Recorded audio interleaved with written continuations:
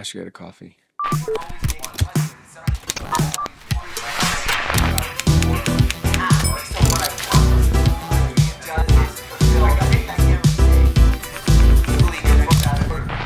Okay, let's try that again. Now, if you've been following our channel for a while, you know that we are sometimes inconsistent about getting videos out. There's sometimes large gaps between when we can get our videos out. There's a number of reasons for that. One is that both Jack and I do this part-time. We are working filmmakers, and so we fit these videos in, whether it's a review or tutorials, between our working jobs or any creative projects that we have. And then in addition, we also produce, shoot, edit all of these videos ourselves. We don't outsource anything. And so that takes, unfortunately, a lot of time. I've been struggling with a way to get some of the ideas that I have for videos out on a more regular basis. And the really only way that I can think to do that is to just kind of strip everything away and create something where I don't really write a script. I'm sharing ideas. And as a result of that, there's gonna be a lot of jump cuts because I'm not gonna try to say things perfectly, and I'm not gonna try to cover it with cool, B-roll or whatever. There will be a little bit of B-roll, but for the most part, you're getting the most authentic version of me. And the advantage here is that we can now regularly get you some interesting videos that could be helpful to you, the content creator, the photographer, the videographer, the audiophile, whatever you are. I've been an artist of some type for the better part of 35 years. Now, this series isn't advice. These are just sort of anecdotes and insights, and it's really just a way for me to have a conversation and to inspire dialogue with you, the viewer. What I really am interested in is sharing ideas and then getting some feedback from you so that we can develop a community together. And at the same time, a lot of these ideas that are ruminating in my mind that I feel is helpful to at least say and to talk about, I get an opportunity to do that here. And we're gonna do this every single week.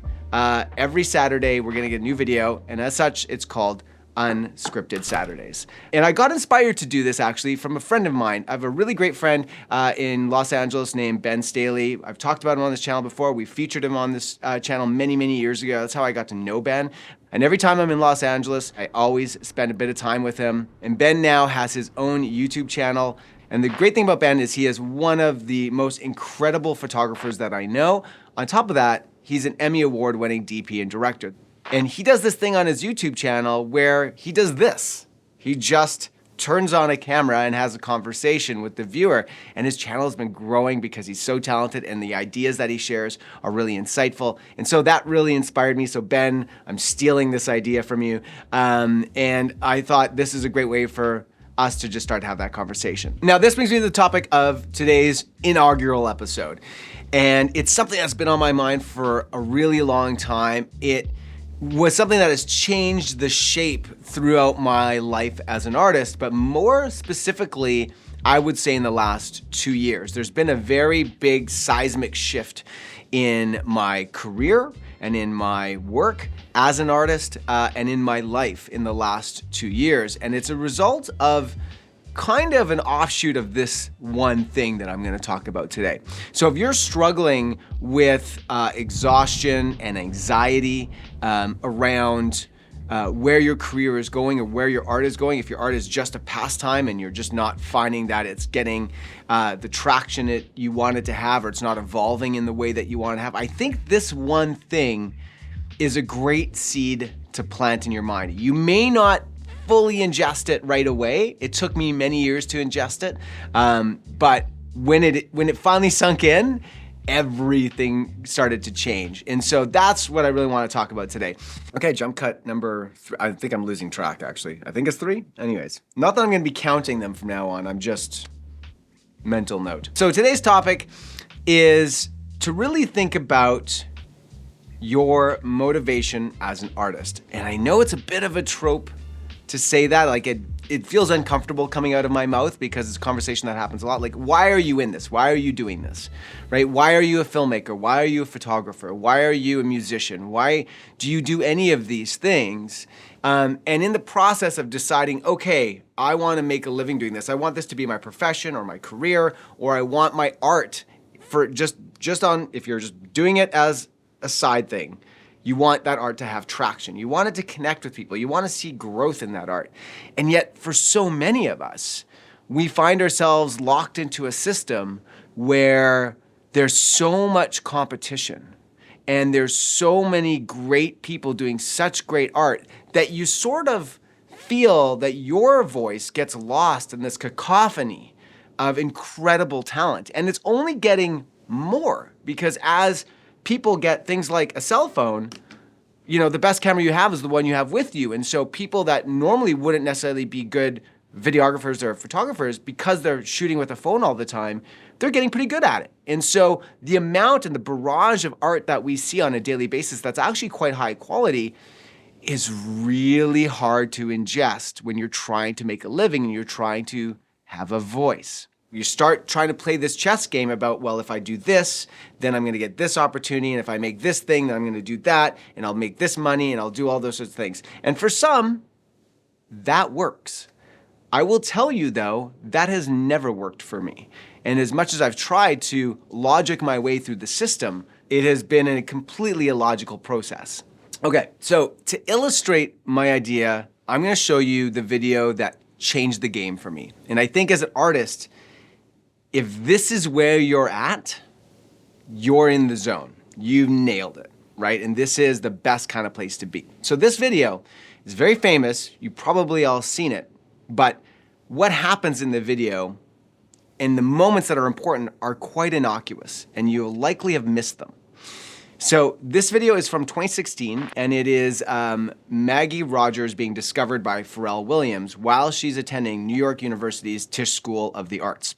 Now, she was headed into school that day for just a regular day of music school. Except that day, unbeknownst to her, Pharrell Williams was showing up and was going to be listening to hers and some of her fellow students' music. Now, whether you like her music or not is not the point here.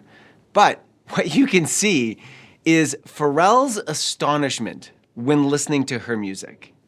And this is his response. Wow. Wow. I have zero notes for that. And I'll tell you why. It's because you're doing your own thing. Okay, and that is not even the best part.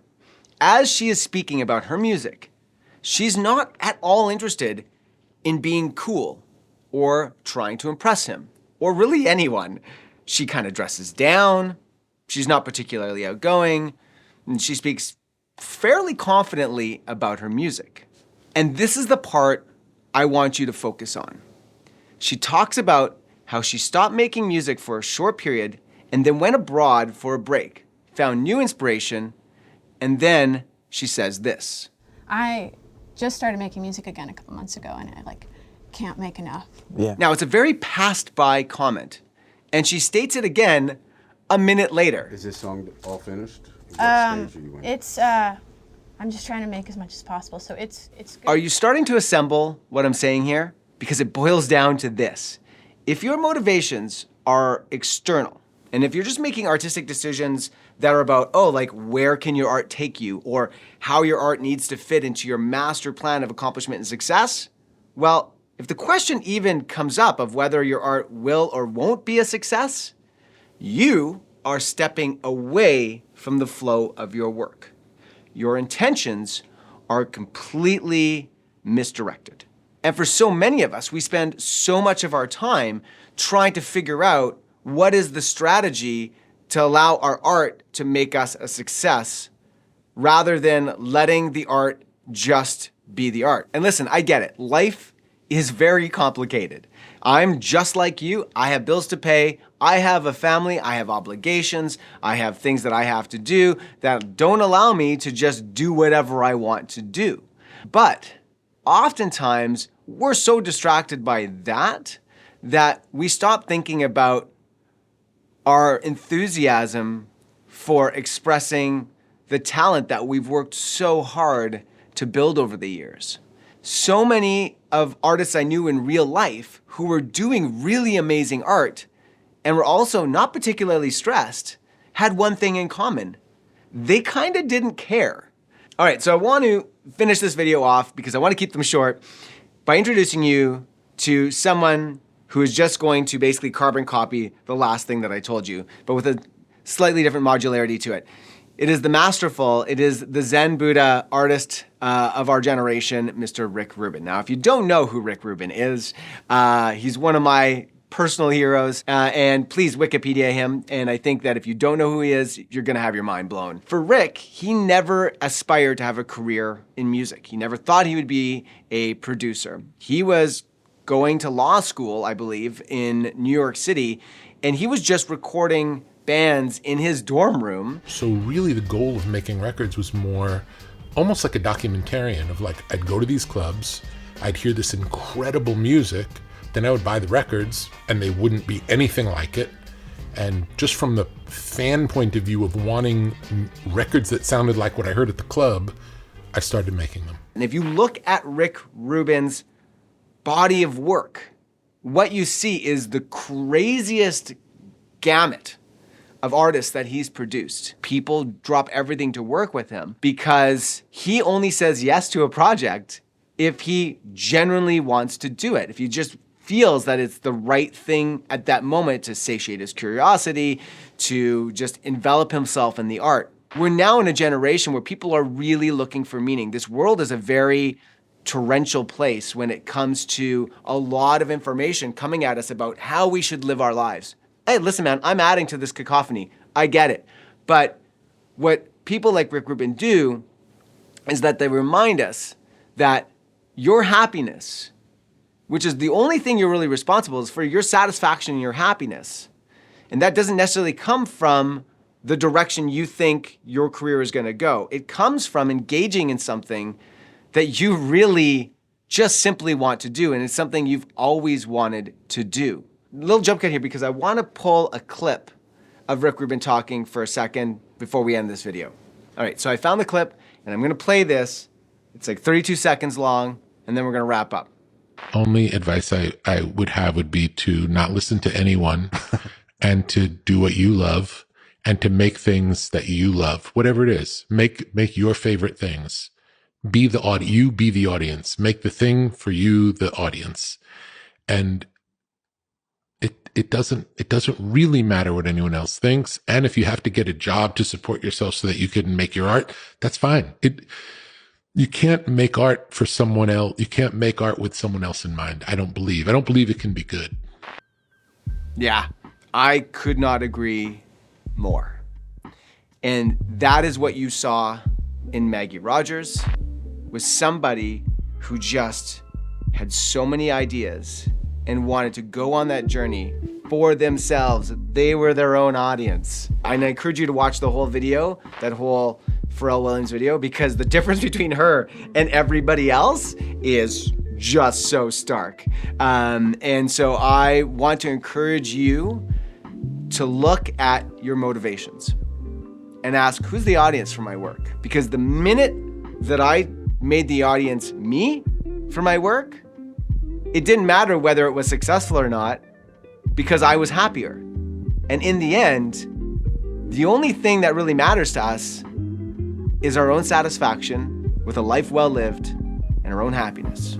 And I hope that something I've shown you today inspires that in you.